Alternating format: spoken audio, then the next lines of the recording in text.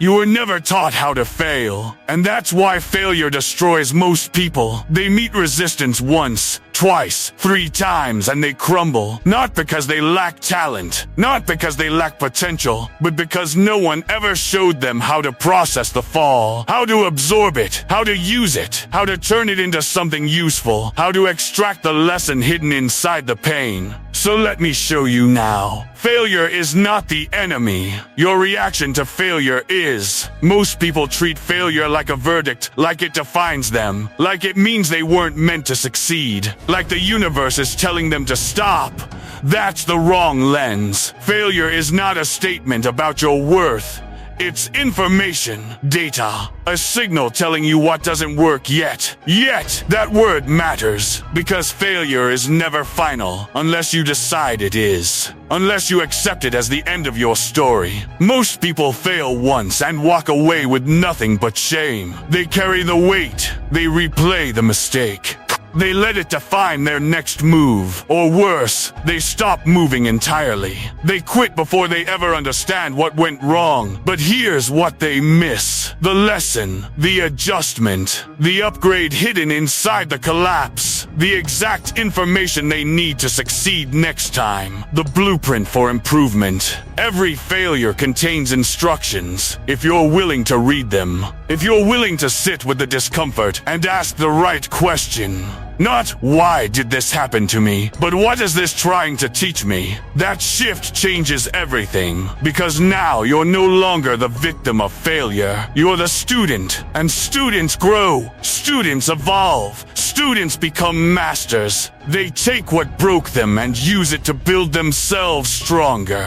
When you fail, your first instinct will be emotional. Anger, frustration, shame, panic.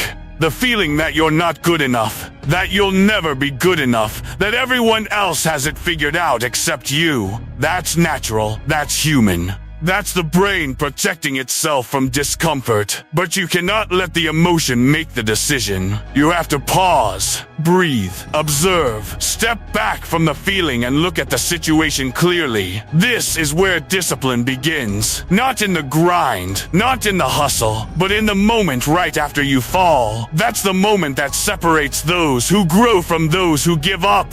Because in that moment, you have a choice. React or respond. Reacting is reflexive, it's emotional, it's quitting because it hurts. It's blaming the system, the people, the timing, the circumstances, the economy, the weather, anything except yourself. Responding is intentional. It's clarity. It's asking what went wrong and how to fix it. It's treating failure like a mechanic treats a broken engine. Not with emotion, with curiosity, with the understanding that every problem has a solution, with the belief that you can figure it out if you stay calm enough to think. Most people don't fail because they're weak.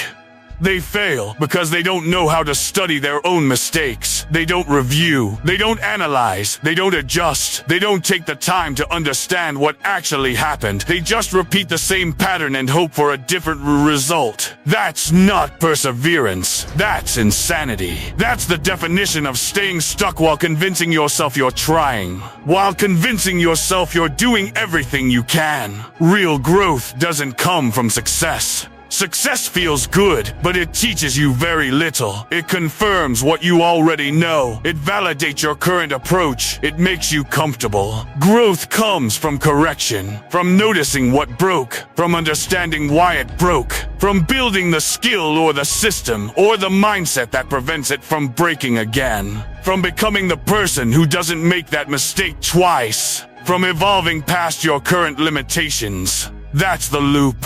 Fail. Learn, adjust, improve, return.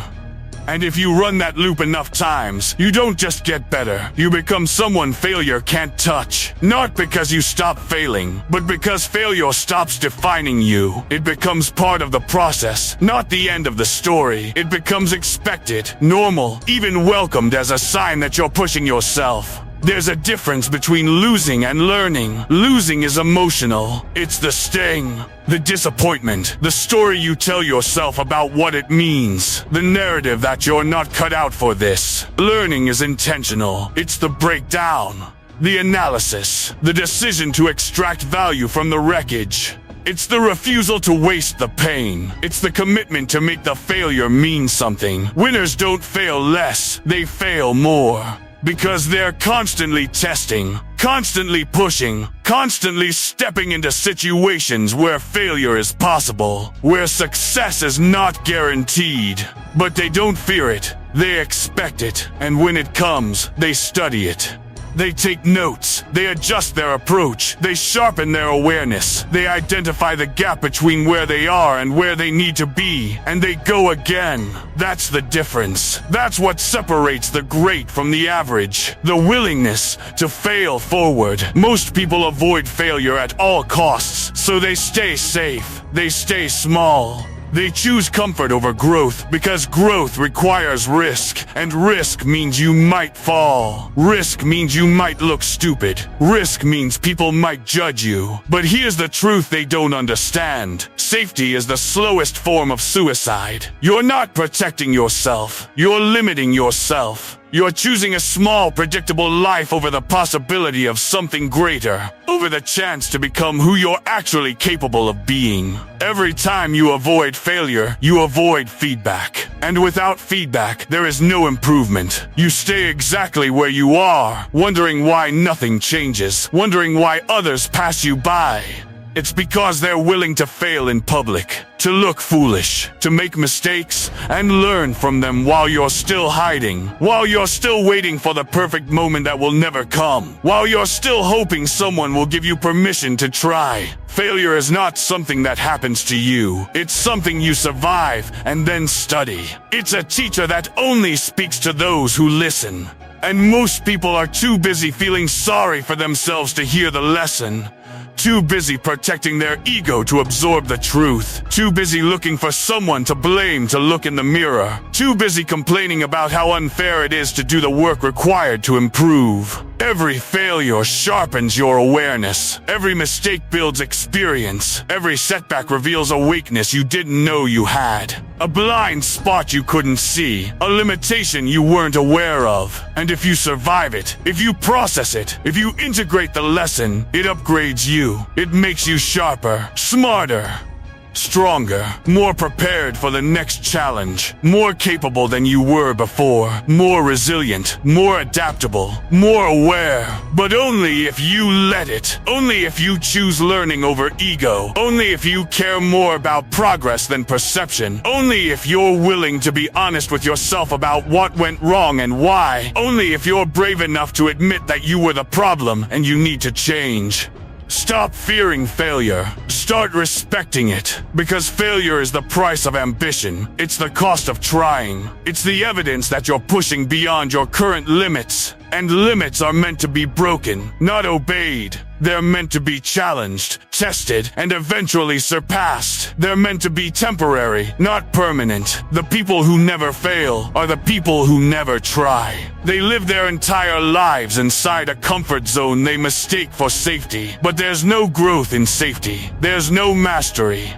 There's only the slow, quiet regret of wondering what could have been if you had been brave enough to risk falling, if you had been strong enough to try, if you had believed in yourself enough to step into the arena. Master the lesson, not the fear, because fear will always be there. It's part of the process. It's part of being human. It's part of doing anything meaningful. But fear is just a signal. It tells you where the growth is. It points to the exact place you need to go. And if you run from it, you run from your own evolution. You run from the person you're capable of becoming. You run from your potential. The goal isn't to avoid falling. The goal is to rise smarter. Every time you fall, you learn something about balance, about timing, about preparation, about yourself, about what works and what doesn't. And when you rise as a different person. Not weaker, stronger, not broken, refined, not defeated, educated, not the same, better.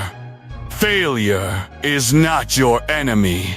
Ignorance is. Repeating the same mistake without learning is. Giving up before the lesson reveals itself is. Refusing to adapt is. Blaming others is. But failure itself, Failure is just a moment, a data point, a stepping stone disguised as a setback, a necessary part of any journey worth taking, a requirement for mastery. So fail, learn, adapt, repeat until the outcome changes, because it will change. Not because the world gets easier, but because you get better. Not because the path gets shorter, but because you get stronger. Not because failure stops coming, but because you stop fearing it. Because you understand it. Because you use it. Because you respect it as the teacher it is. And when that happens, when you finally understand that failure is not the opposite of success, but part of the process, you become unstoppable. Not invincible. Not immune, but unbreakable, because you know that no matter how many times you fall, you will always rise with more knowledge than before.